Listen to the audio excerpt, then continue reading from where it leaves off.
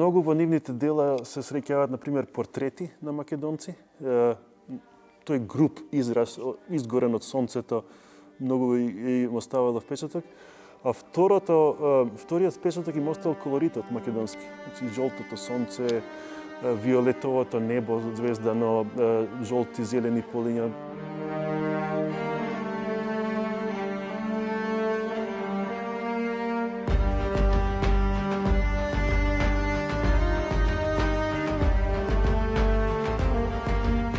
Преку ден сум електроинженер, татко на 2 деца, сопруг на Марија. Навечер сум пасиониран љубител на уметноста или колекционарството поврзано со странски сликари кои што не посетиле во периодот од 1850-1950 година.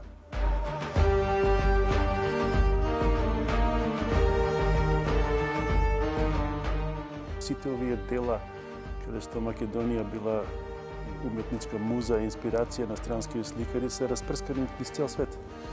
И прво почна негде на почеток на 2000-те години преку eBay, налетав на некои дела од еден србин Никола Петковиќ, кој што после Балканските војни престојал во Охрид. Денеска го рачунат, го викаат српскиот Ван Гог по неговиот стил. Па потоа излезе на една друга аукција едно акварелче од еден германец Георг Ханел. И онда разбрав дека практички сватив дека има огромен број на овие странски сликари кои што не посетиле во тој период 1850-1950. Македонија пред 100 години била ризница на етнички групи, на култури, на јазици, а и денеска е. Тоа многу ги воодушевило, многу им оставило голем впечаток. Значи, таа мешавина на различни култури, каде што на пазарот во Скопје, например, во еден ист муабет двајца луѓе вртеле од македонски, па на албански, па на турски, па на еврејски.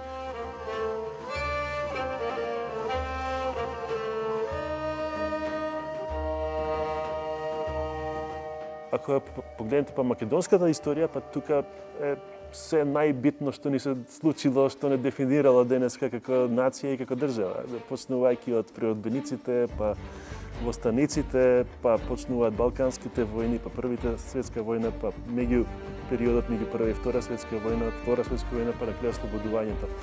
Така да тој пресек на интерес од техничка страна, интерес од уметничка страна, интерес од историска страна, баш ме усмери да се посветам баш на овој период.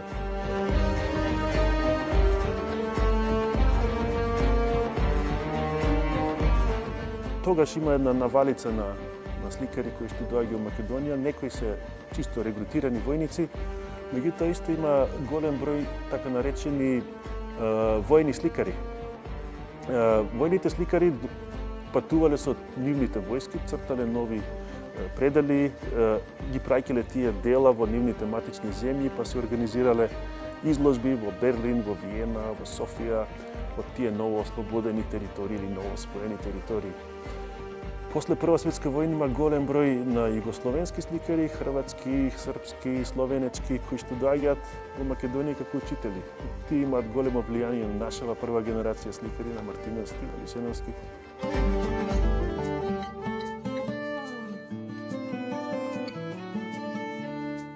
Кога на почетокот на 20-тиот век започнуваат револуционерните активности, грабањето на Мистон, например, била сензација светска. Во историјата на новинарството тој случај се рачуна за прв официјален hostage crisis, што викаат криза на заложници. Во тоа време овие апарати биле многу гломазни, тешки за ракување. И најчесто они праќале весниците, магазините најчесто праќале цртачи репортери. Тие биле луѓе со завршена ликовна академија и доаѓаат на лице место, известуваат за грабањето на Мистон, прават скици и пишуваат извештај, па го праќаат во нивните редакции и од тие скици се изработуваат илустрации за весниците.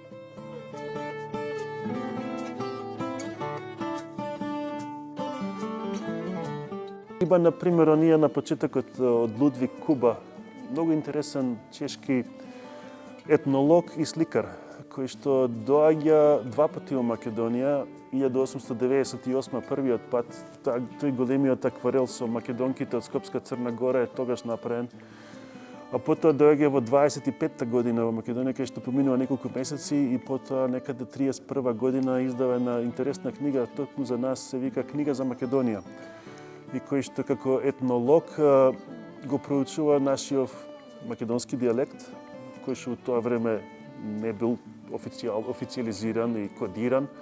Меѓутоа, таа книга вели овие луѓе тука со нивните обичаи, со нивниот говор се посебна етничка група.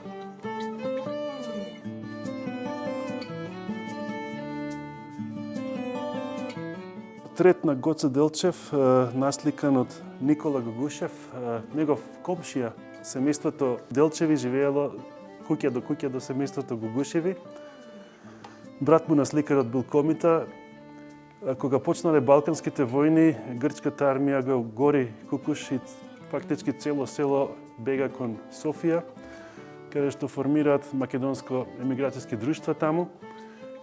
И некаде во 20-тите години на еден состанок во Софија на тоа македонско друштво, каде што присуствувал и сликарот, му дале предизвик: можеш ли да нацрташ портрет на Гоце Делчев во пола саат, во половина час?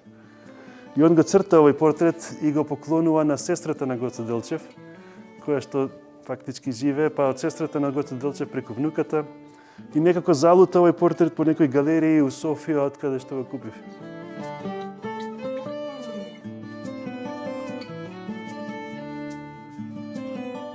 Дома у Холандија имам околу 5-6 на се уште кои што треба да ги донесам овдека дома назад да се вратат. Колекционерството е хоби кој што излегува надвор од контрола. Значи, тоа почнува навечер преку викенди и додека си се свртил и додека погледнеш тоа све имаш околу себе, сваќаш дека си го претерал и онда оди само напред. Така да доста долго време сите овие слики, масла ми беа под кревет, во шифонјер, во гаража, дома на ѕидови. И се чудев што ќе биде со цела оваа работа.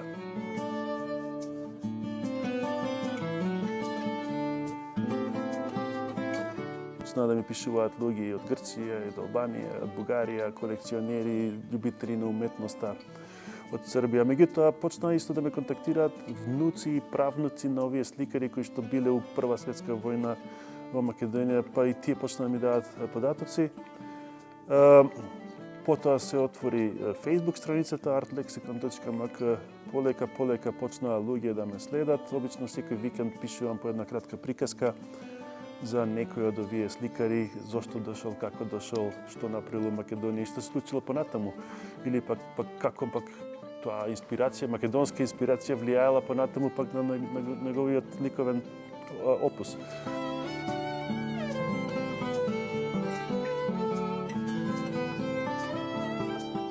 Полека ова ми станува, да речеме, примарна задача во секојдневниот живот. Особено ми е драго кога ќе ги изложам делава, голем број на луѓе не знаат за овие работи.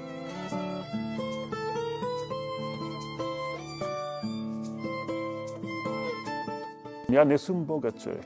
Мислам, овие работи ги купувам од плата или пак имам малку и среќа што македонските слики на тие автори се, да речеме, позанемарени таму. Меѓутоа има слики од, например, австриец Леополд Форстнер, кој што бил во Македонија за време на Втората светска војна. Неговите слики му се по 25.000, 30.000 евра. Прекрасни слики се во